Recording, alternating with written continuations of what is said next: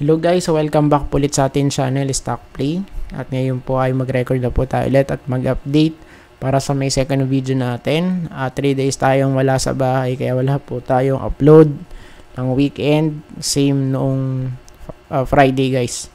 So ngayon ay babawi tayo muli at nakauwi na po tayo, no?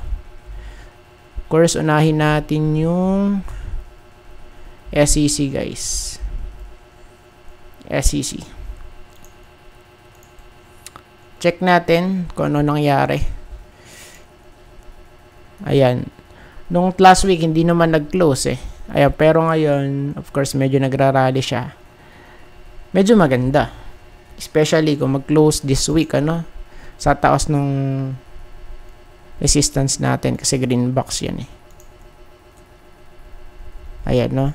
So, green box resistance. For this one, so yun po yung ano natin, magiging support. For now, based sa daily chart kasi naka-weekly tayo, hindi pa naman na to close guys. And remember, yung mga ano dito guys, mga touches since 2023, hindi siya makapanik dito at mag-breakout sa may 36 na to eh. Kaya kumbaga, real deal to for SEC, ano, para ano yan, butasin yan guys at mag-break dun, ano. So sa ano natin, resistance medyo gumaganda. Ayan, pero tignan pa rin natin. Let's monitor from time to time. Then sa daily chart, so ang kinagandahan dito guys, nung nag-breakout before, nag-throwback, then nag-bounce ngayon. So kung magpiprint siya bukas or sa next day, so goods, of course, kasi maan tayo eh. Kumbaga magkakaroon tayo dito ng higher high for SEC and we want it, ano, ayan, para structure is maging mas lalong bullish, ano, for SEC guys. So for now, intact yung kanyang structure, no, based dito sa daily chart, basta mag-hold lang sa may taas ng support. Next po natin, DMC. Let's check this one. Still nasa resistance pa din. Let's see guys. Let's see. Ayan, kasi pag ganito, malapit sa resistance, medyo alanganin yan, ano. 50-50 kumbaga. Pero, pagka tinignan natin yung structure na to, bullish eh. Diba? We have here low, higher lows, ayan, pero dito flat guys. Okay, and still, even though na ganyan yung structure, hindi po natin aalisin yung sinasabi natin palagi na pwede malaglag yan dito guys. Ayan, sa may ano natin, ano, sa may trend line. So sa ngayon, of course, medyo mag-a-adjust tayo for this one, no, since lumalakad at nag-a-add yung ating ano dito, mga candlestick. So still, ang ano pa rin natin dito, minimum 10.7 para ma-hit yung trend line. So still intact pa rin yun. So unless na lang kung mag-extend tayo at mag-breakout, of course magbabago tayo, no, ng ano dun, ng target. Then sa daily chart, same lang din. Ayan, kasi still nasa resistance pa din kasi ito eh. Tingnan na lang natin. And of course, yung next target, somewhere here sa 12.65 at least. Ayan. So, pasok naman siya dun sa may green box, no? So, yun nga lang, medyo talagang matagal yung ano na to eh. Kumbaga galawan, ano? Yun lang. Of course, talo, inip. DMC, tas LTG. Let's see for this one. Swabe-swabe rin yung Bitcoin. So yun nga lang, kailangan pa ng confirmation, no? Ayan, para sa breakout. LTG.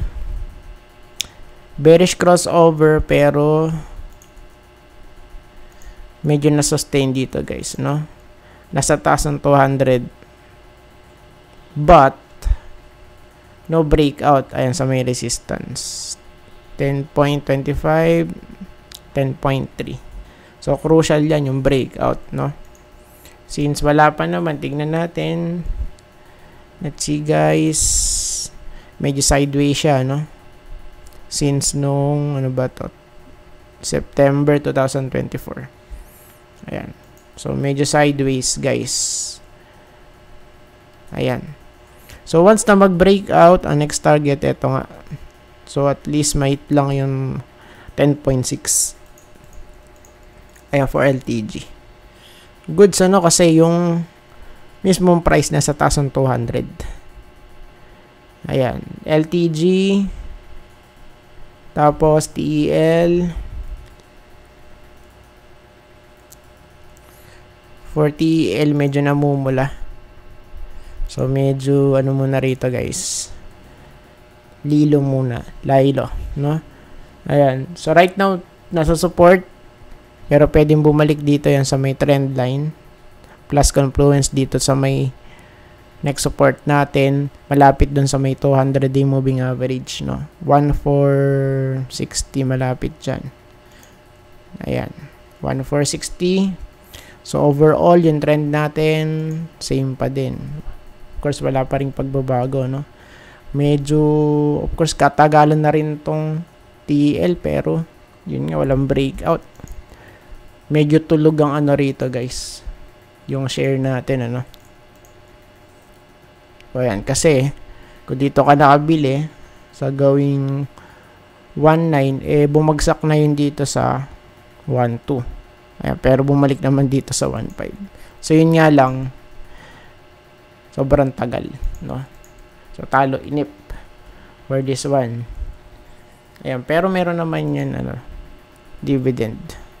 Of course.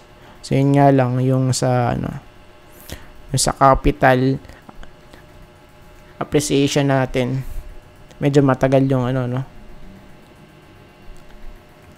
Yung pagtaas ng value. Yun lang, talagang ganun. Sa stock market man yan, kahit saan man yan, ano. Ayan. So, dito guys, support, same din sa weekly. Kaya wala naman tayong, ano dyan. Ayan, kasi same lang din siya. Kung titignan natin sa weekly. Next, TL, ALI, last two guys. Masakit yung laso ko, kaya hindi ako gaano makapagsalita. Sa weekly, yes, medyo nag-bounce. Of course, nalaglag na, no? Hindi po natin to naka-over. At medyo nakahiwalay na siya rito, guys, based sa, ano natin, stock. Okay, let's see, guys. Since nasa weekly tayo, still yung support, ito yan, 35. Second support, 33.6. No? So, tingnan natin. For now, of course, ano pa tayo dito? Clueless pa, guys, no? Clueless pa kung ano yung mangyayari. So, pwede kasi mag-retest lang dito yan, eh. Somewhere here, no? Sa 36.4. Tapos, ma-reject. Ayan, kasi pullback to, eh. So, nagkaroon ng pullback. Oops, wait lang. So, nagkaroon ng pullback, guys. Ayan. Then bounce. Of course, bounce play yan. And once na ma-hit to, tingnan natin kung ano yung magiging galawan kasi resistance to, eh. Ayan, no? Next. Okay. ALI, tapos GLO. Last but not the least, guys. Globe. Weekly, medyo namumula, guys. Yun lang.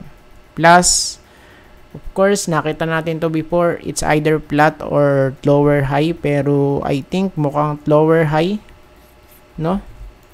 Ayan, so medyo kita naman. Ayan, tapos dito higher high. Ayan, plus may resistance kasi dito, eh. Yung support, ang pinakamalapit, based sa major support niya dito sa weekly chart, malapit sa 2,350, guys. So, pagka-check natin to, yung big picture, ayan, no? So, possible dun sa may sinabi nating support. So, pwedeng bumalik dun, guys, no? Ayan, so medyo, medyo alanganin tong globe, no? Then, sa daily chart,